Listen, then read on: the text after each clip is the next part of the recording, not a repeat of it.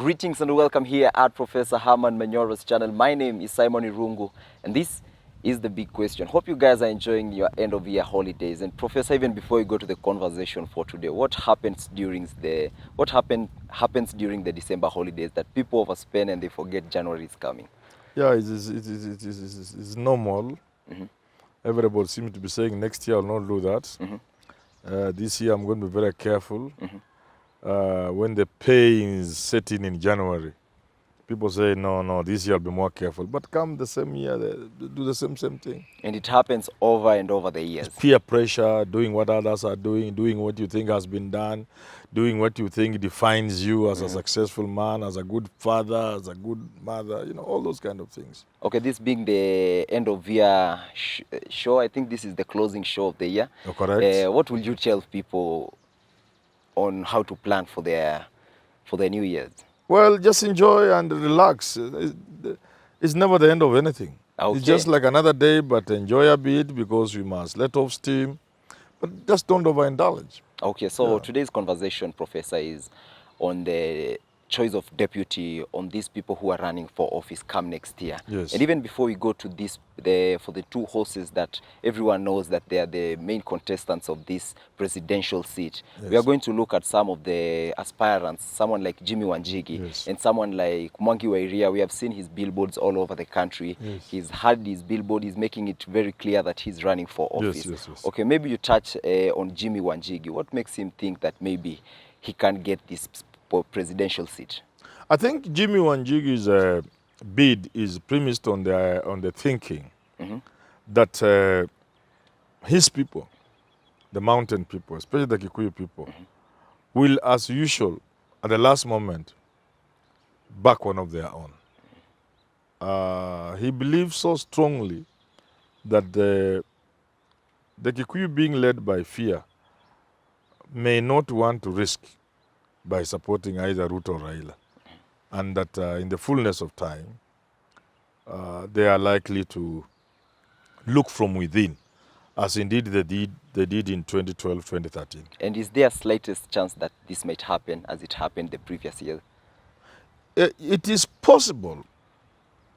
What, however, is doubtful now is if they were to do so, whether he would be the one. Okay. Initially, he came out as if Kikuyus were going to have their own, it will be him. But I've not seen much effort since. Yeah. And he's been all over the country. Yeah, okay, but it's not with, this is serious impact. Okay, how about Mwangi wa Iria? Mwangi wa Iria, on the other hand, is a person on the ground. Okay. He can defy conventional wisdom. In 2013, he was arraigned against billionaires. And Muranga is a home of billionaires. Yeah, and he managed to beat them and emerge victor. In Jubilee, they couldn't believe it. You saw what happened in 2017. And against all hope, the fellows who thought they would enthrone him, Jamil Kamau, with the support of almost the system, they couldn't manage. Shock was on them. Yeah, shock. Mwangi wa Iria, he resonates with the people right on the ground. Okay. He has this cow business, giving cows, and he has been able to make milk such a paying thing. So dairy farming is such a paying enterprise in Muranga that other people can only look at it and say, huh? You remember the amount of money they pay farmers in Muranga for milk? Nobody else has reached anywhere near there. So you get it? Yeah. So he gets to the ground and the people understand him. What Mwangi wa Iria might need to do is to move into the other counties of Muranga, of Mount Kenya. Nyandarua, go to places like those, go to Nyeri, and just the same approach. And he might be the Kikuyu to beat in future. Yeah. So Jimmy Wanjigi might not be that guy. No. Okay, I don't think. I think with all the billions and everything going for him, Jimmy Wanjigi cannot match Mwangi wa Iria, in my thinking. And do you see the two maybe come next year, maybe they might form coalitions or maybe join other coalitions? You see, for Jimmy Wanjigi, that's why I think he's not a very good strategist. He chose to fight within ODM. Now Araga has been pulled from under his feet. Because it's no longer going to be ODM presenting a presidential candidate. Okay. If this law goes through, and even if it doesn't go through, there are coalitions, it will be the Azimio presenting a presidential candidate. So even if ODM were to give you anything, it wouldn't take you anywhere. Okay. So Raila has made the game too big for Jimmy Wanjigi. Okay. On the other hand, Mwangi Waria has his Usawa party. Yeah. With his party, he can very easily enter Azimio as a serious partner. Yeah. You know? So when you compare the two, I think, as of now, Mwangi Waria has an edge over Jimmy Wanjigi. Okay, in the mountain area. And maybe Mwangi area can reap more with this party. Okay, let's go to the two presidential candidates, the two horses that everyone knows. Yes. And now, I don't know if I'm justified to say, at now maybe they are at par. Yes. And the tiebreaker might be the choice of deputy. Correct. What should they go for? It's very tricky for both of them. Let's go for William Ruto. You know, it is tricky for both William Ruto and... first of all, there's a sword. There is elephant in the room. That they seem forced by circumstances and other forces to be heading to Mount Kenya for deputy. Okay. Number one. Why am I calling the elephant in the room? Because the narrative that is supposed to be selling today, especially for Raila and Uhuru, is that we have had enough of Kikuyu Kalenjin. Yeah. So, if Ruto, who is a Kalenjin, goes for a Kikuyu running mate, it is perpetuating the same thing. Not changing. It's the Kikuyu, same thing. Kalenjin, Kikuyu. Now Raila is supposed to be breaking that.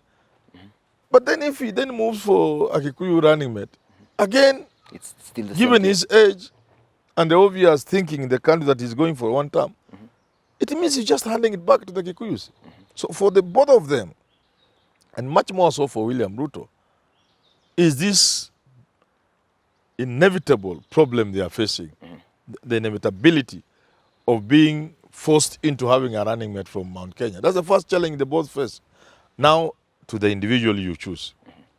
If Ruto chooses Rigathi Gachagua from Nyeri, the traditional rivalry between those on the one side of Chania River and those on the other side of Chania River will come into play. You give Rigathi Gachagua and the Kimani Ichung'wah and the Ndini Nyoros and the rest of these people will have a big problem, and also Home convincing these people to back William Ruto. Because it will be easier for them to move towards Azimio. As it were today, Kiambu is now leading among the Mount Kenya counties that are moved into Azimio. Oh, really? Yeah, Kiambu, just by testing the waters here and there, checking here and there, even if an opinion poll were conducted. Yeah. So it will suck in Murang'a and so on and so forth. If you give this thing to somebody from Kiambu, the same thing. And then the Murang'a people are arguing. The Nyeri people have produced a president. Kiambu has produced 2 presidents. It's time for Murang'a. Yeah. So, does Ruto go for Alice Wahome? Because Ndini Nyoro is erratic and too young. You tell me. So, it is tricky for him. And the choice of Alice Wahome from Murang'a, and because the Murang'a people feel entitled this time, Kimani Ichung'wah. I do not underrate Kimani Ichung'wah. Kimani Ichung'wah can make a serious deputy president. That young man, me, I have a lot of respect for him. Then we have Rigathi Gachagua, who seems to be the front runner. But don't forget that Ruto can look outside Mount Kenya. He can take Duale. Okay, so what I'm reading from what you're saying right now, there might be a split within the Kikuyu community. Yes, yes. That deputy choice could split the community. Okay, so let's go to Raila. No, before you go to Raila. Okay. You see, it's not, there's the pull and push between Murang'a and the other counties of Kikuyu land. There is also the Chania divide, you know, which will affect if Rigathi is given. But you don't forget there's Mount Kenya East and Mount Kenya West. Okay. Mount Kenya East are also feeling they have been escorting Mount Kenya West from independence. It's their time now. Okay. So they expect Ruto to get his running mate from Mount Kenya East. So these are challenges, someone like Muturi. So these are challenges Ruto will have to navigate. And I think Raila also faced the same problem. So Ruto next year might end up being surprised seeing that he does not have the numbers from the Kikuyu that he expected.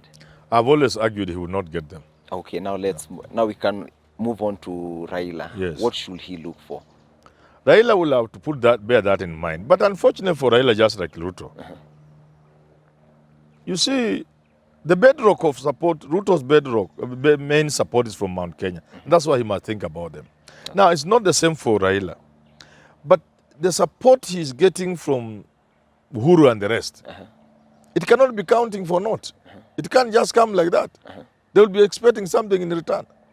So he must be compelled to get a running mate from, first of all, from Mount Kenya. Mount Kenya. While in Mount Kenya, if he settles for Mount Kenya, there are challenges because the big wigs, the Mount Kenya Foundation and the rest, they are pushing for Peter Kenneth. But people are telling Raila, this man doesn't bring a lot of capital. He doesn't have serious attraction and following. So look for somebody who can bring votes. So Raila will be having challenges going against the wish of the billionaires who are supporting him. And most like even Uhuru Kenyatta perhaps, that take Peter Kenneth. Against the reality on the ground. For example, if he took, let's go to Mwangi area again. If Raila got Mwangi area as his running mate, he will bring more votes than Peter Kenneth would bring. By far. If he went to Mount Kenya East and got Peter Munya, or even Kiraitu Murungi, two old men ruling, there's nothing wrong with that. That will bring a lot of votes. If you went to Mount Kenya and got Peter Munya or Mudomi Njuki or Kiraitu Murungi, my friend, or Justin Muturi, that will come with a lot of votes. But again, there is another challenge Raila is facing. Which one is it? Which is that Kalonzo Musyoka seems to be inching closer to Azimio. And in the fullness of time, like I think, Kalonzo will work with Raila. Now, how do you admit Kalonzo back without giving him his running mate position?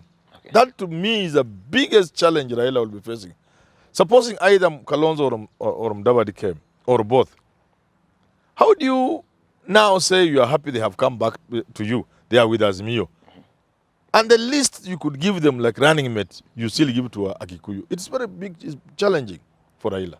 So for Raila, he's accommodating so many people that are potential deputy president, and he can't make the choice, correct? It's very difficult for him. So if I may ask, the last bullet that Raila said that he has, if it's not triggered from the mountain, can it have that much impact? Raila does not need Mount Kenya votes. I've said this many times. What Raila needs is to deny Ruto overwhelming support from the mountain. This will happen if there is a strong Kikuyu candidate, one or two, running up to the wire, up to the ballot.